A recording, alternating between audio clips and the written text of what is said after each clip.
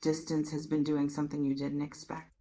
And the person you stepped back from is finally feeling the full weight of your absence in ways they couldn't when you were still available, when you were still reaching, when you were still there making it easy for them to take you for granted.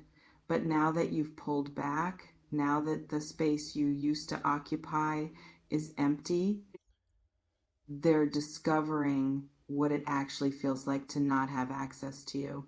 And that discovery is changing everything. Your absence is speaking louder than your presence ever could.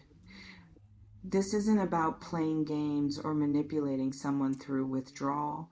This is about what happens naturally when someone who's been giving and giving and giving finally stops, when someone who's been accommodating and patient and understanding finally creates boundaries, when someone who's been pouring energy into a connection that wasn't being reciprocated finally redirects that energy back toward themselves. And the shift that creates, the vacuum that forms where your attention used to be, it's forcing this person to confront things they've been able to avoid as long as you were still engaged. Some of you might have stepped back out of exhaustion, not as strategy, but as survival. You just couldn't keep doing it anymore. Couldn't keep being the one who cared more, tried harder, reached first, and in that stepping back and that choosing yourself when choosing them was costing you too much. You accidentally triggered the exact wake-up call they needed, but nothing else could provide. There is a sense that this person has been operating under certain assumptions, that you'd always be there, that your feelings for them were stable and unchanging regardless of how they treated you, that they could take their time figuring out what they wanted because you weren't going anywhere.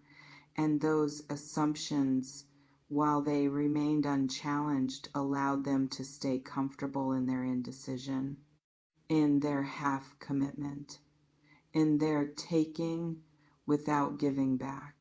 But your absence has shattered those assumptions. It's introduced uncertainty where there was complacency. It's created the possibility that they might actually lose you. And that possibility, that threat of real loss, it's doing what all your words and efforts and explanations couldn't do. It's making them pay attention.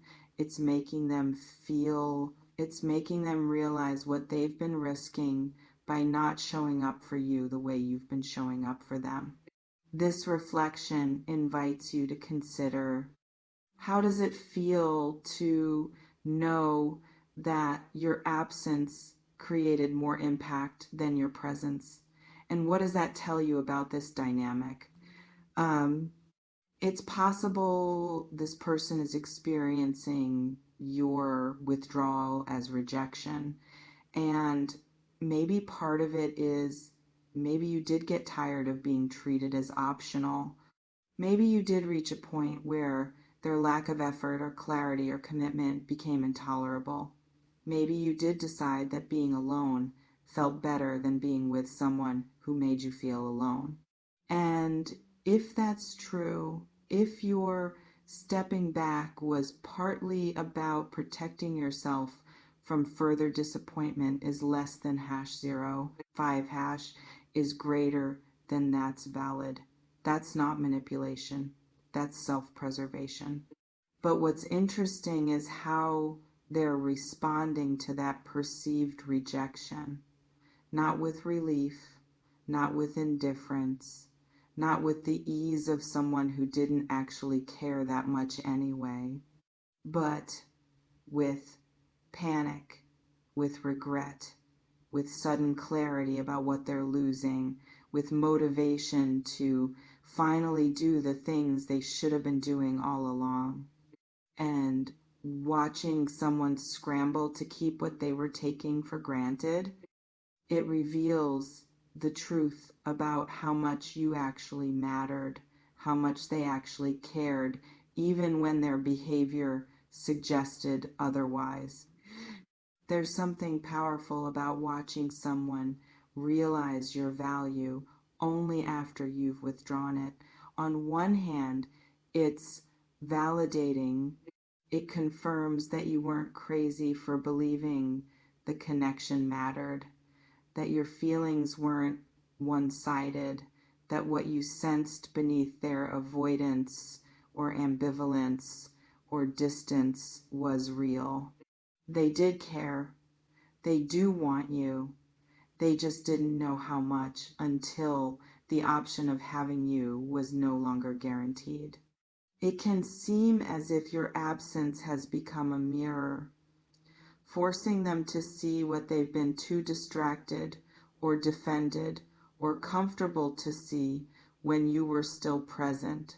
And what they're seeing in that mirror, what your absence is revealing about their own feelings and fears and patterns, it's uncomfortable enough to finally motivate change, to finally make them question the walls they've been hiding behind, to finally make them wonder if protecting themselves is worth losing you.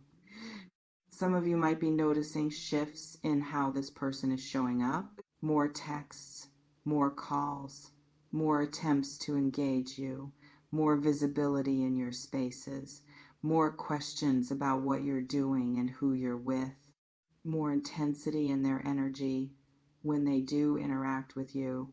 And all of this, all of these changes, they're evidence that your absence is working, that the space you created is having the effect you maybe hoped it would, but didn't quite believe was possible. But here's where it gets complicated, because now you have to decide what you do with this information. Do you let them back in?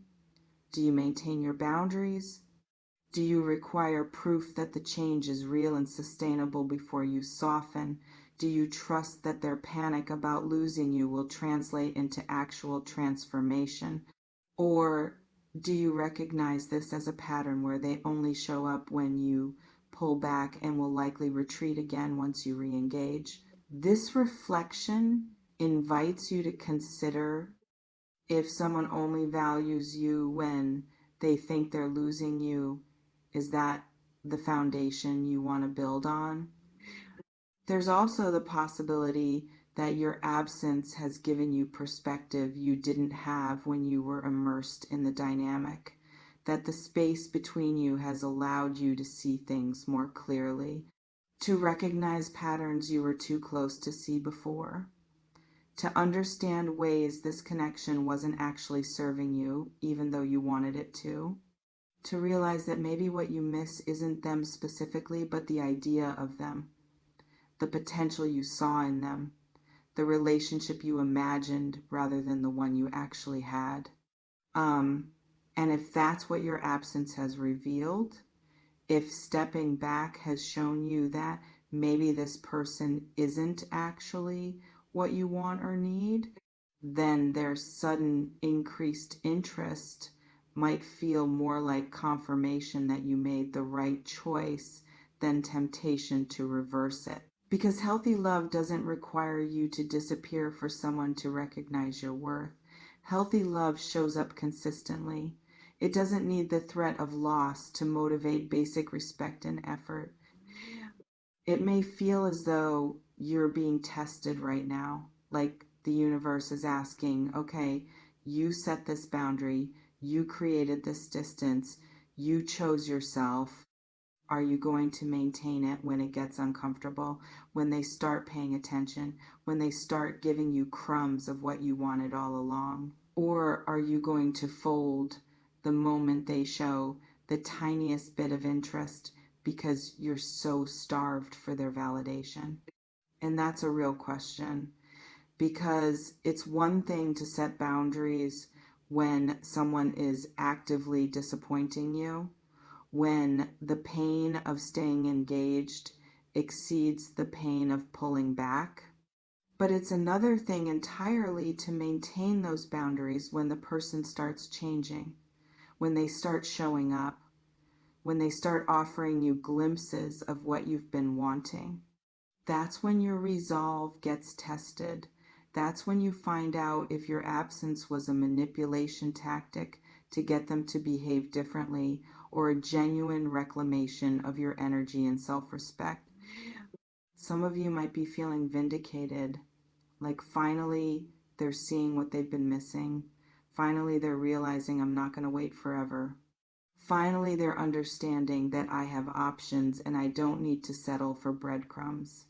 And that vindication might feel good, might feel like power after feeling powerless for so long, might feel like justice after being undervalued and overlooked. But be careful with vindication, because if your goal in stepping back was to punish them or teach them a lesson or make them feel what you felt, then you're still giving them power. You're still making your choices about them rather than about you. And that's not actually freedom. That's just a different form of attachment. Real power comes when you step back because you genuinely choose peace over chaos. When you create distance because being alone feels better than being with someone who makes you feel small. When you redirect your energy because you finally understand your worth isn't dependent on their recognition of it. This reflection invites you to consider, are you stepping back to punish them or to protect yourself? And does that distinction matter? There's also something here about timing and readiness, about how sometimes people can't appreciate what they have until they lose it, can't value what's in front of them until it's gone, can't understand the gift of someone's consistent presence until that presence is withdrawn. And it's frustrating because you want people to recognize your worth while you're still there, while you're still showing up, while you're still offering yourself. You don't want to have to disappear for them to finally see you. It can seem as if this person needed your absence to finally do the internal work they should have been doing all along, to finally face their fears, to finally question their patterns, to finally get honest about what they actually want. And maybe that's true. Maybe your stepping back created the crisis that catalyzed their growth. But here's the question. If you come back, if you re-engage, will they continue that growth? Or will your presence allow them to relax back into old patterns because the threat of loss has been removed? Some of you are about to be approached.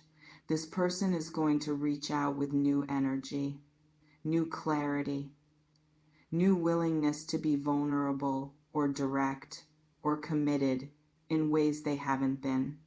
And they're going to say things you've been wanting to hear. They're going to make promises or confessions or declarations. And in that moment, when they're finally giving you what you've been asking for, you're going to have to decide if you believe them, if you trust that this change is real, if you're willing to risk being disappointed again. And there's no right answer. You could choose to give them a chance to see if their awareness of almost losing you has genuinely transformed how they show up, to believe that people can grow and change and become capable of things they weren't capable of before. And maybe they have. Maybe the shock of your absence was exactly what they needed to finally get their act together. Maybe this time will be different. Or you could choose to protect yourself, to recognize that patterns are hard to break, and that someone who only shows up when you pull back is revealing something important about their capacity for sustained effort. To understand that you deserve someone who doesn't need the threat of loss to motivate basic decency and respect, to decide that your peace matters more than the possibility that they might finally become who you needed them to be. And both choices are valid. Both come with risk. Giving them another chance risks being hurt again. Maintaining your boundaries risks missing out on a genuine transformation. And you won't know which risk was worth taking until you've lived with the consequences. So you have to make the choice that you can live with, the one that honors what you know about yourself and what you need and what you're actually available for right now. This reflection invites you to consider, what evidence would you need to see to believe this person has genuinely changed, and over what time frame. There's something about self-respect that's at the center of all of this, because your absence, your boundary setting, your choosing yourself, that was an act of self-respect. That was you saying, I matter enough not to accept crumbs. I'm valuable enough to require reciprocity. I deserve enough to walk away from what doesn't serve me. And that self-respect, once you've tasted it, once you've experienced what it feels like to choose yourself, it's hard to go back. It's hard to re-engage with dynamics that require you to minimize your needs or accept less than you deserve or perform for someone's conditional affection. So even if this person has changed, even if they're genuinely showing up differently, you have to ask yourself if re-engaging with them would require you to abandon the self-respect you've been building.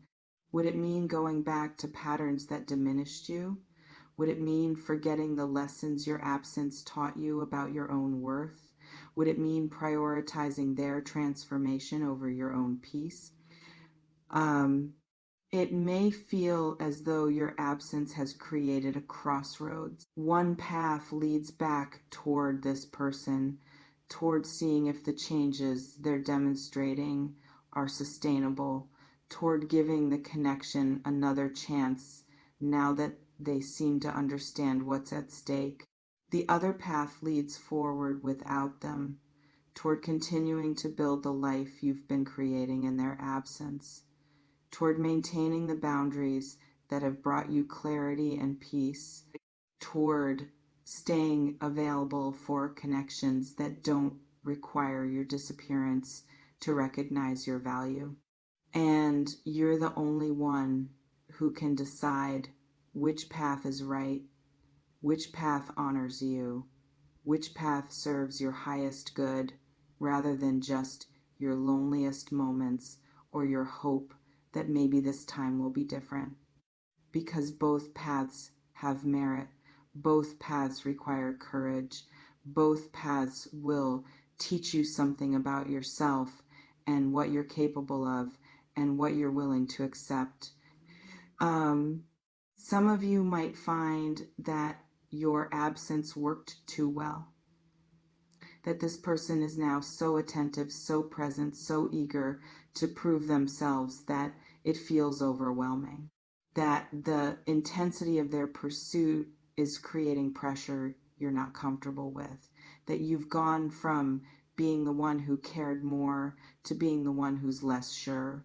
And that reversal, while validating in some ways, might also reveal that what you wanted wasn't actually this person. It was mutuality. It was balance. It was being met. And now that they're offering that, now that they're showing up with the energy you used to bring, you might realize you've moved on. That the person who needed their validation doesn't exist anymore. That your absence changed you as much as it changed them. And if that's true, if you've grown beyond needing what they're now offering, that's okay. That's not failure, that's evolution. That's you becoming someone who doesn't need external validation to feel worthy. Someone who doesn't need to be chosen to feel valuable. Someone who's comfortable being alone, because being alone is better than being with someone who doesn't consistently show up. This reflection invites you to consider Who have you become in this person's absence? And does that version of you still want what the old version wanted? There's also practical wisdom here about attachment and availability, about how the more available you make yourself, the less someone might value that availability, about how scarcity, whether intentional or not, creates perceived value, about how people often want most what they can't easily have. And while that's a somewhat cynical view of human nature, it's also often true. We take for granted what's always there. We appreciate what we have to work for. We value what we risk losing. Um, and maybe that's what your absence has taught this person, that you're not always going to be there, that your patience has limits, that your love, while real, isn't unconditional in the sense of accepting any treatment, that they actually have to show up, have to reciprocate, have to demonstrate through action that they value what you bring. And learning that lesson, internalizing that reality, that might make them a better partner if you do choose to re-engage. Or it might just make them better at performing interest without actually changing the underlying patterns. So here's what you need to remember as you navigate this.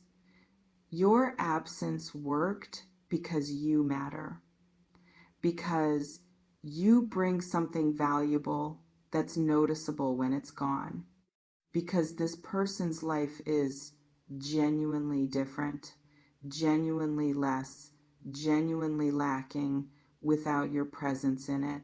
And that's not about ego, that's just truth. You affect people, you impact spaces, your energy, your attention, your care. These things matter. These things create ripples. And when you withdraw them, people notice. But noticing your value and being capable of honoring it consistently are different things. And just because someone realizes what they're losing doesn't mean they have the capacity to keep it if you give them another chance. So stay grounded in your self-respect. Stay connected to the peace you found in their absence. Stay honest about whether re-engaging serves you or just serves the part of you that wants to be wanted.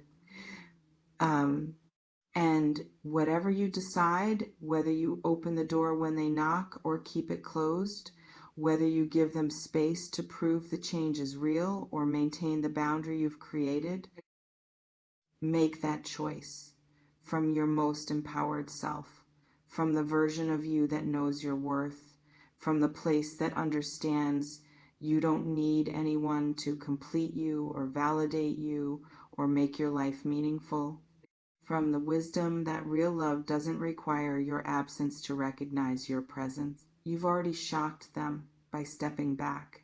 You've already shown them what life without you feels like. Now the question is, what do you want? Not what do they want? Not what would make them happy or prove you're forgiving or show you're evolved, but what do you actually want for your life? And does having them in it serve that vision? Or does maintaining your beautiful, hard-won peace without them serve it better? Only you know that answer, and you're wise enough to trust yourself with it. This reflection invites you to consider, if you could see 1 year into the future, which choice would you be grateful you made today?